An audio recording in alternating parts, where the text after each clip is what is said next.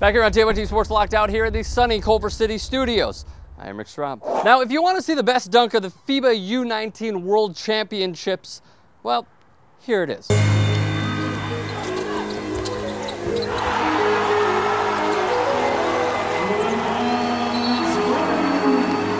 That, my friends, is Aaron Gordon in an 82-68 gold medal winning game against Serbia. Now, Aaron Gordon did not have a fantastic game points-wise in the gold medal game. However, a few of his things that you should know about Aaron Gordon: he is a Blake Griffin-like type of player. He's going to be a top pick in next year's draft along with Andrew Wiggins. Andrew Wiggins, of course, did not participate in the U-19 World Championships, and he was the player of the tournament. He was the best player on the United States' roster. His exact totals for the tournament: 12.6 points per game, 6.2 rebounds per game in just a little under 19 minutes per game. The number 3 recruit in this coming class that is going into college.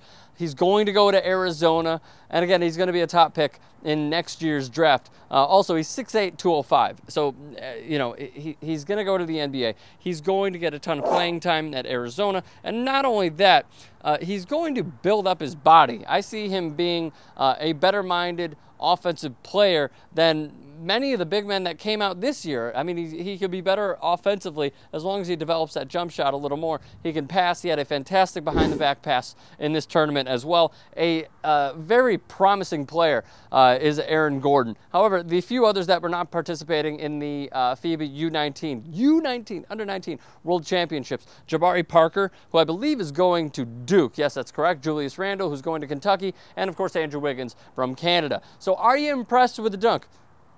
F&A, Cotton. I am. It was one-handed, and the kid is 18. He's 18 years old. So, what do you think? Was it impressive? Leave a thought in the comments section below. Going through puberty.